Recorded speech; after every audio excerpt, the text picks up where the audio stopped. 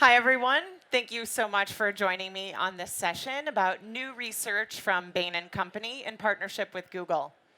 My name is Karen Budell, and I lead content marketing strategy for Google Marketing Platform. And today, I'm really excited to walk you through new research into how leading marketers are using technology to drive business growth, and how really today, it's all a matter of time. So in this session, I'll cover some key research findings. I'll share how leaders are doing it differently. And I'll also highlight a few Google customer stories to bring our insights to life. So how do leading marketers do it? That was the one question that really spurred our research in partnership with Bain. And to answer that, we talked to marketing and ad tech decision makers around the world. We asked them where they face challenges and where they find opportunities in using data and technology. So as I share the research today, I hope that you'll find a few key stats that you can bring back to you to work next week, maybe bolster some team conversations. But if we're really successful today, then you'll go home with a few key strategies to help you win customers at the right moment and redefine time. So what does that mean when I say redefine time? Well, we live in a day and age where there is no shortage of information or data available to us. We can navigate life from the palm of our hands or just with our voice. But as much information or data that's available, doesn't it still feel like we just don't have enough time? Or if we do have the time, don't you still feel like you can't get things done fast enough? Those are things that we feel not only in our lives as consumers, but that we also feel at work and in our businesses.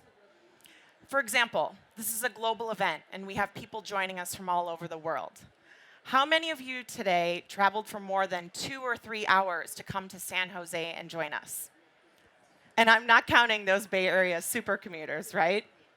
If you're like me, you probably consider yourself an impatient traveler, because many of us have a right now mindset and we expect to get things done instantly. I know for one that when I call a taxi or a ride share, I use my app the moment I'm ready to walk out the door, and I expect that vehicle to be there instantly.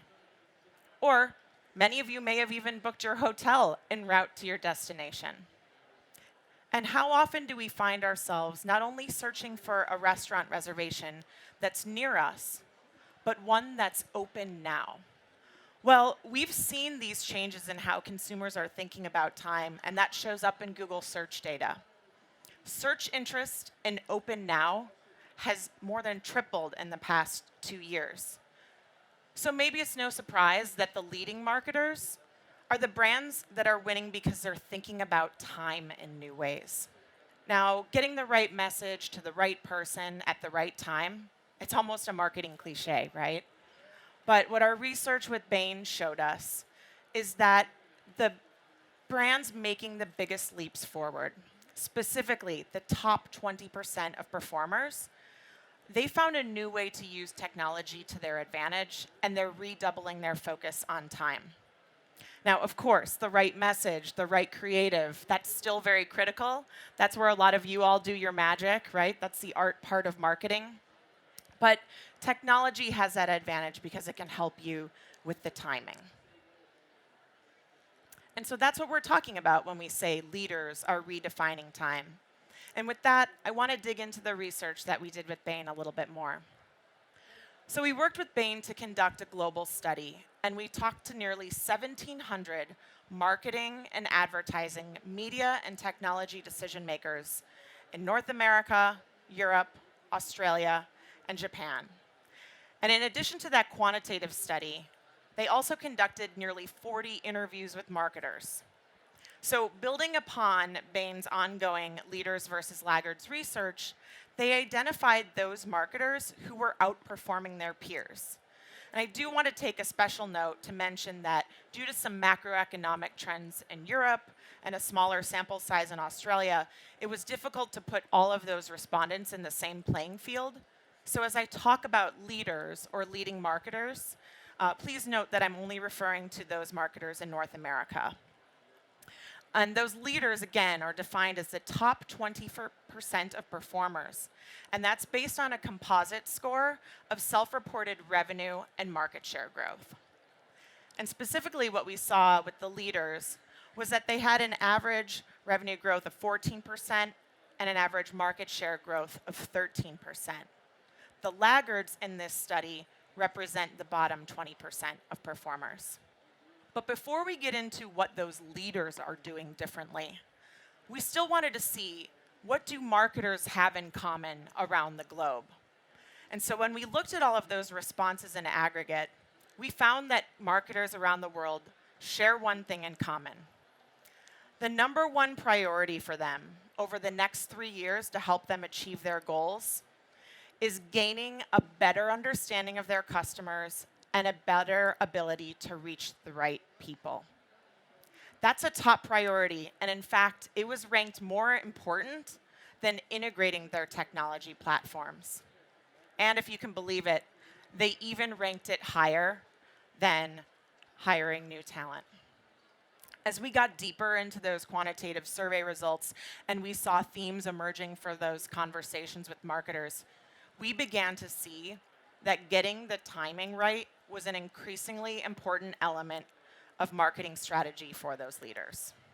And from the research, Bain started to map out a maturity curve of 4 stages of marketing efficiency and effectiveness. So if better customer understanding and reach was a top goal, what did it take to advance along that curve? Well, first and foremost, as you may have heard throughout several sessions at Google Marketing Live, it really starts with getting your data house in order. That requires breaking down organizational silos, even technology silos, to uncover what first-party information you have, what's available to you, and getting that in a usable and structured format so that you can start to uncover customer insights. And that second stage is where you're using that first-party information and you're really getting into segmentation. You're trying to identify those high-value audiences. And as you're working on that deeper engagement with customers, what we saw is that knowing your audience well and engaging them will only raise your returns so far. Because it was those marketers who figured out how to deliver value and assist customers at the precise moments of need that were taking bigger leaps forward in performance. And time, it turns out, is key to getting over that hump in this marketing maturity curve. Because marketers who were able to increase their speed from insight to action, the ones that really mastered the art of driving timely customer connections, they were the ones that started to achieve greater growth and see real bottom line impact. So that third phase that we're showing right here is when marketers start asking questions and adjusting strategies based on customer signals. They're the ones that are also making organizational changes to create faster feedback loops. And they're playing time to their advantage by using technology to help them get those more tailored messages to customers out there faster. The final stage of this maturity curve is where we saw those leading marketers really leaning into intelligence and machine learning to help them scale, optimize, personalize, and automate their work. So as you can see, speed and timing are very critical themes. But another key finding that came out of our research with Bain, and something that we see in our work with Google customers, is that leading marketers also share characteristics or key behaviors and ways of working in common. This really helps them advance their data-driven transformations. Number one, these leaders own their digital destiny. They take control over connecting their data sources and integrating their tech stack, and they're hiring the right talent into key roles. They're also making sure that they're asking the right questions about what's possible and what will drive the business forward. Second, we saw that leaders test and learn. They're creating cultures of experimentation, and they make big bets so that they can share their learnings beyond the digital teams. So we know that timely data is critical to acting in the now.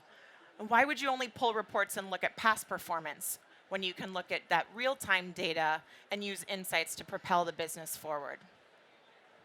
And then third, we saw that leaders have faster decision making. And a lot of that speed in decision making is because they have more control. What we saw with control was that that could come in the means of bringing your technology in-house within the marketing organization. Or control also comes into play where we saw the CMO making those ad tech decisions and martech decisions. Or perhaps they had greater control over the organization, such as brand and performance teams, analytics, or even customer insights reporting to them. So let's dig into the numbers behind that a little bit more. How do we know that leaders are owning their digital destiny? Well, the research with Bain showed that leaders are more likely than laggards to prioritize their platforms. They are 1.6 times more likely to prioritize integration. And more than that, they're also 1.2 times more likely to be more proficient users of their technology. And that more advanced user is really allowing them to extract greater value from their tech stack. When it comes to testing and learning, leaders are 1.7 times more likely than laggards to refresh their critical marketing metrics. So I ask all of you, when was the last time you refreshed the data in your dashboards or key reports? And if you know that answer off the top of your head, then you're probably well on your way to becoming a leader. But more than that, in addition to timely data, we saw that leaders, again, the top 20% of performers, were also 1.4 times more likely to always make budget decisions based on metrics. I'll repeat that. 1.4 times more likely to always make budget decisions informed by metrics and insights. And those marketing leaders who are making faster decisions because they have more control, they were 1.4 times more likely than laggards to say that they were managing their marketing technology within the marketing organization today. But as we ask them to look forward, what happens in 3 years' time? That number increases, and then leaders say they are 2 times more likely to be managing marketing technology within that marketing organization. And as we expand on that, take it a little further, we also saw that element of control and the role that marketing executives are playing in their martech and ad tech vendor decisions. Leading marketers, it turned out, were 1.7 times more likely to say that their CMO was making those ad tech and martech decisions. While in the laggard organizations, they were more likely to say that the chief financial officer or perhaps the CTO or CIO was making those decisions. And if you think about control, that's really what it's all about, right? Because if you have to go to another organization to get approval or final buy-in on making a decision, that can slow things down and be a barrier to your success. And so speaking of barriers, the last bit of research that I want to share with you is when we asked marketers to answer the question, what's holding you back? And since we have a global audience here, I'm wondering if you see some of your own struggles reflected on the screen behind me. In Europe, marketers ranked slow decision-making as a top barrier to their success. Lack of cross-channel measurement and insufficient budget rounded out their top challenges. And that budget challenge also was reported as a top struggle for marketers in Australia and Japan. Japan also highlighted that slow decision-making and organizational silos were a challenge for them.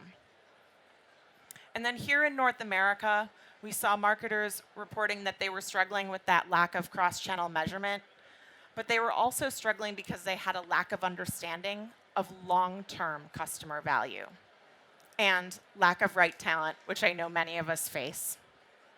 But how are companies overcoming these struggles? How are they breaking ahead and becoming those leading organizations?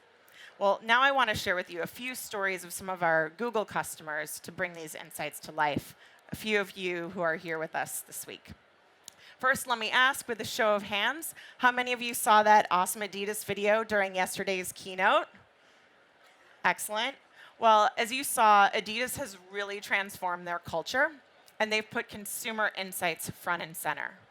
That's allowed them to bring their brand and performance teams together around the shared insights So it's helped them not only inform their brand storytelling and what videos and content to produce, but the Adidas team is also using those consumer insights to inform their campaign strategy and their digital approach. And sport happens at all hours, right? So if Adidas sees one of their players scoring a triple-double, or perhaps more timely for this week, scoring a goal, they know that they need to get the right message and creative out there quickly.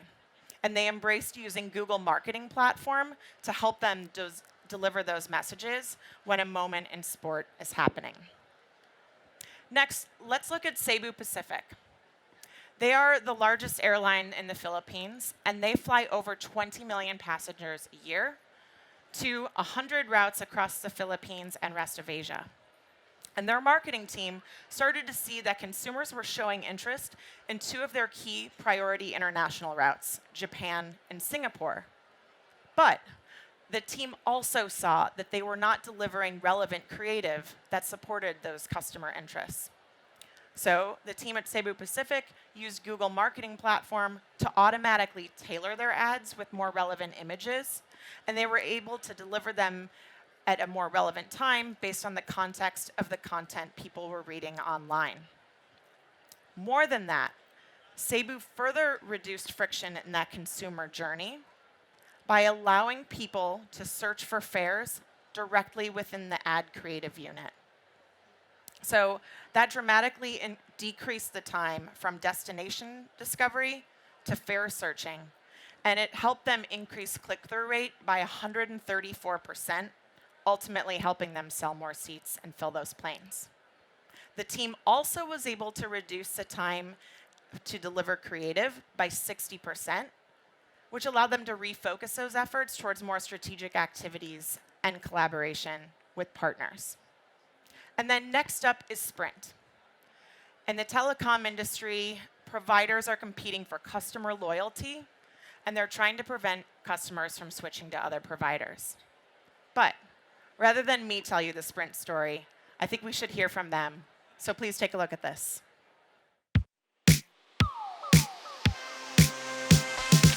The telecom industry today is, I don't know, I want to use the word cutthroat, but everyone is constantly going after that next customer. And so it's a lot of fun to be in it, and that keeps us at the top of our game.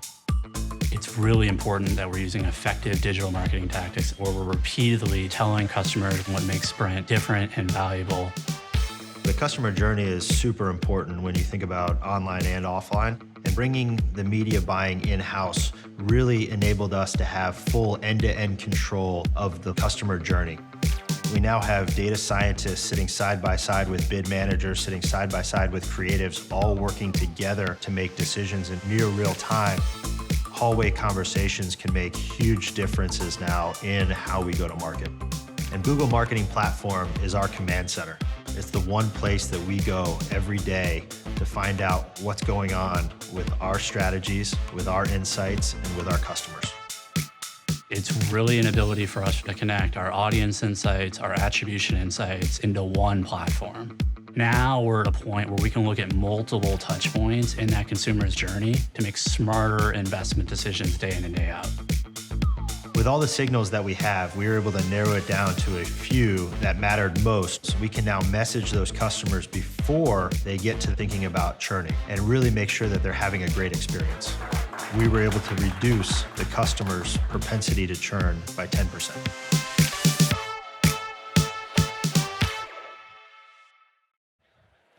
So I see a few familiar faces in here from Sprint. Do we have anyone in the audience from Adidas or Cebu Pacific?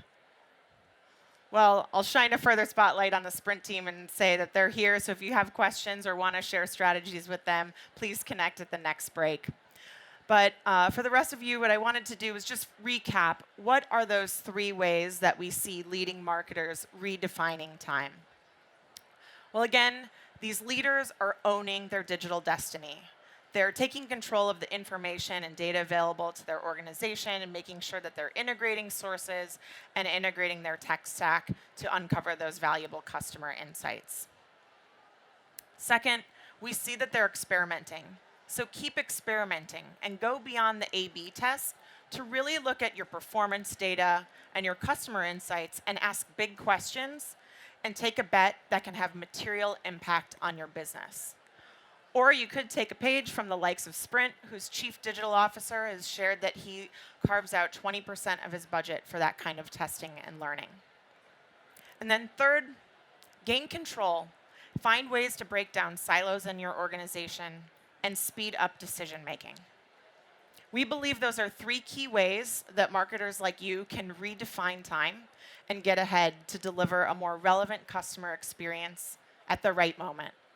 So if you want to read more about the research that we did with Bain or see other examples of what customers are doing differently to get their timing right, you can download the full Bain report for free at g.co/timelyconnections. Or if few of you have some conference fidget spinners on your seats, the URL is on there as well. But thank you so much for your time and joining me for this session. I hope you enjoy the rest of the conference.